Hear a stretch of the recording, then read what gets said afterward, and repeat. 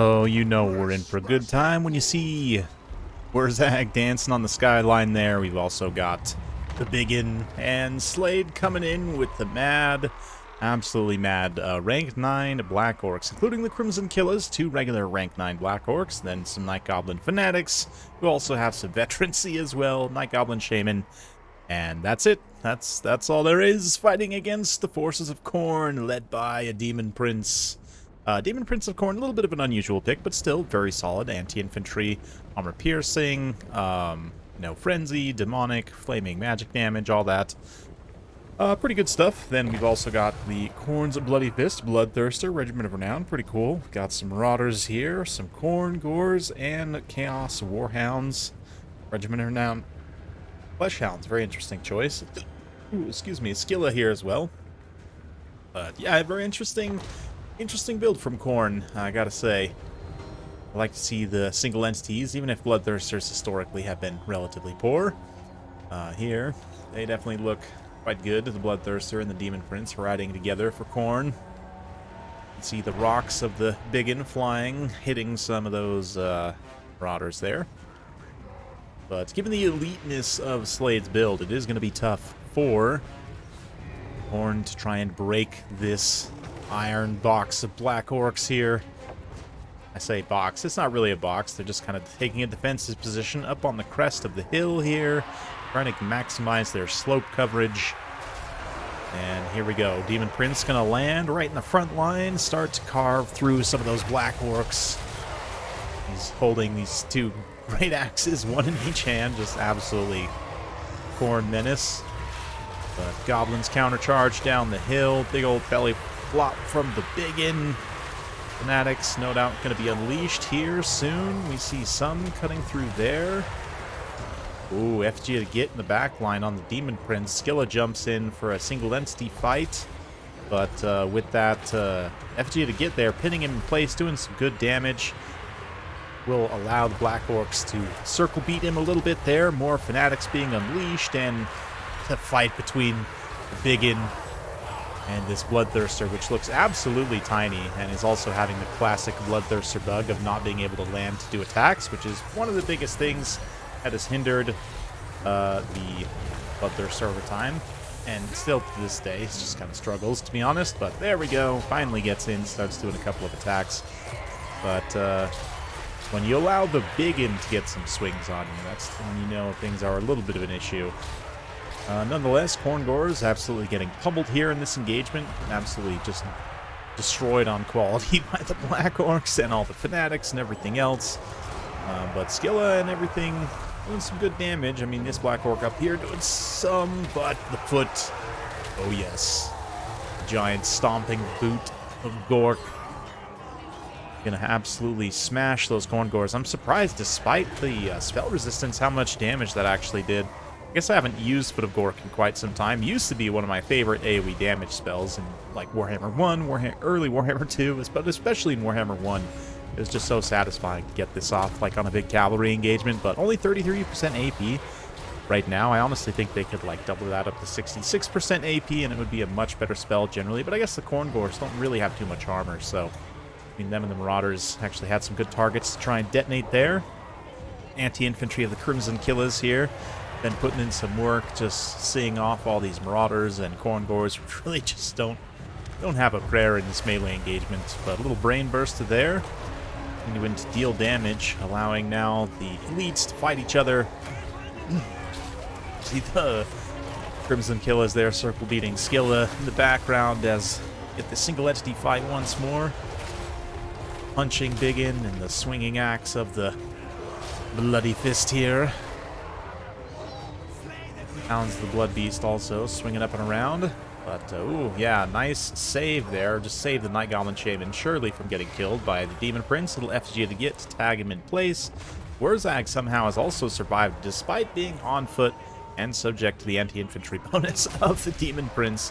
Just hanging out just right in the Crimson Killers, definitely giving him some good safety. The Demon Prince, with that exhaustion starting to kick in, not a lot of armor, even the baseline armor, to be honest, it's not amazing. What is it, like 70? 60, yeah, which means the super high weapon damage of the Crimson Killers will just absolutely pummel them. Same thing with like Skilla and everything else, but yeah, he's gonna come through, proc a little engage, and then kind of run around, try and maybe kite some of these units out a little bit into a situation where you can maybe charge in, snipe Wurzag. It's definitely the best chance for Khorne to try and claim victory. Unfortunately, the Bloodthirster, I mean, it is anti-large. It's going to come in and do a pretty good hit there on Wurzag. But, yeah, with that 55 attack, good charge bonus. Unfortunately, the body block, the ultimate body block, the Biggin, comes in and actually gets his belly flop animation to proc there. Demon Prince also trying to find an angle. Wurzag just chilling, dancing a bit, running around. Pop that mumbo jumbo chant to get a big buff here in this engagement. Yeah, right now the Demon Prince and his Bloody Fist just not doing it, but Bob being popped there finally in a very critical engagement. Wurzag himself charges in bravely to eat an axe for his troubles.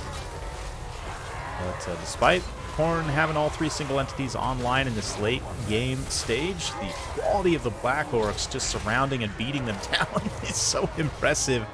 Wurzag manages to maybe not get sniped here. It's possible he can still get finished off, perhaps, but with the Demon Prince going down, yep, gets that demonic instability.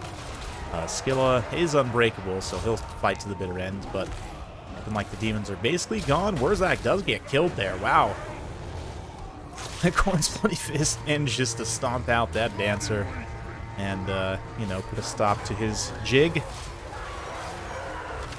Oh, maybe. Khorne making a little push here with those Flesh Hounds. Getting a charge on the side. He's been chasing some routing units. Didn't exactly see.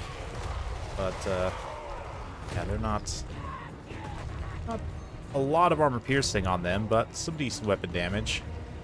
They're going to charge in, charge back away, maybe try and chase some of these routing units if they can. One Black Orc is routed. Yeah, there is teetering on the edge. Crimson Killas, though. I mean, 41 melee defense, even with the exhaustion kicking in. And, of course, critically, exhaustion doesn't affect weapon strength, which means their best stat, which is their weapon strength, is still perfectly intact. Yeah, we'll fast forward a little bit as Slade goes after the conquest objective. Khorne is quickly taking up the points, so he does actually need to run over there and capture it, but the Crimson Killas plus the Biggin. Oh, the Biggin just wants a hug. Just kidding, he wants to step on you.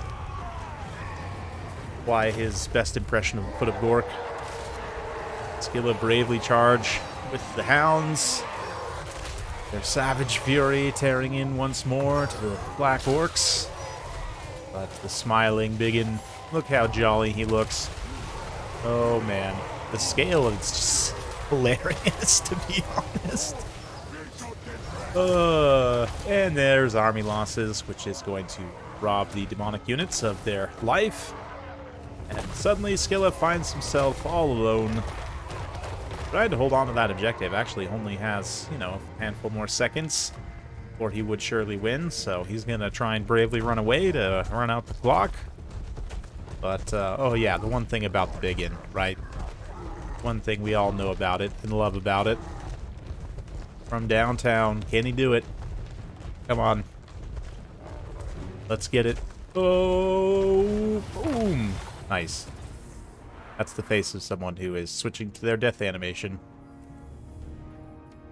Anyway, hopefully you guys enjoyed that. A little bit of a different one today, you know, not too serious. But yeah, definitely a lot of fun. I mean, rank 9 Black Orcs, unit psychology, high leadership.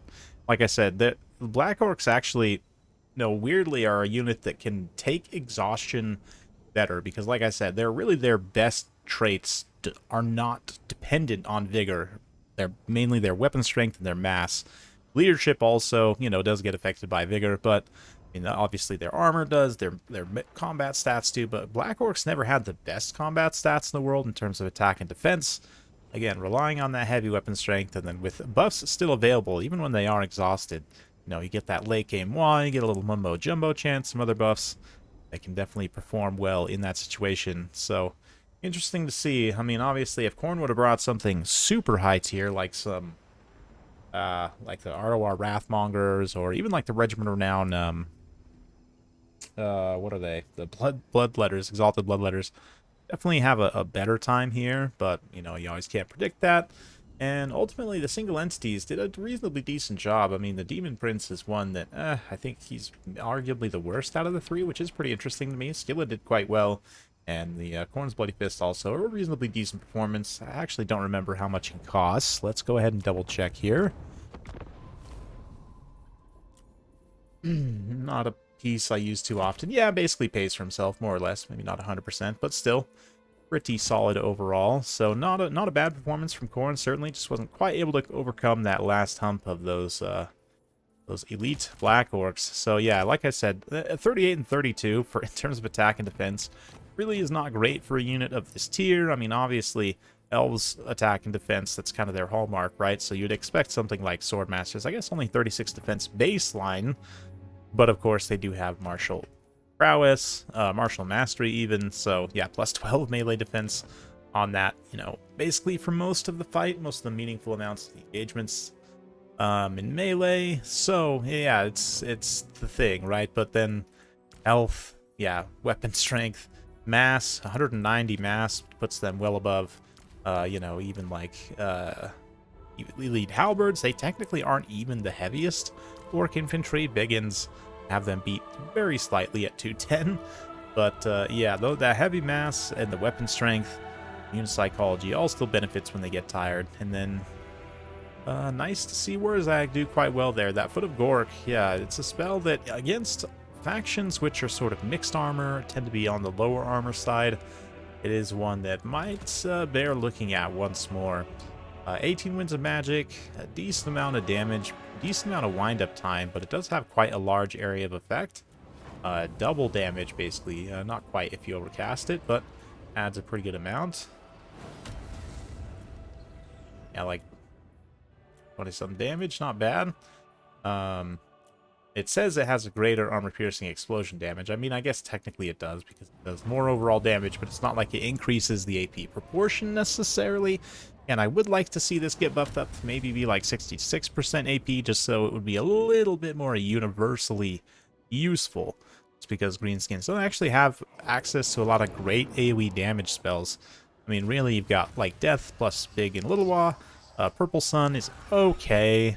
Curse the Bad Moon is also like not best in terms of damage. Does have a pretty nasty debuff, but one of the rare debuff spells that can apply to your own units, so a little bit risky in that way.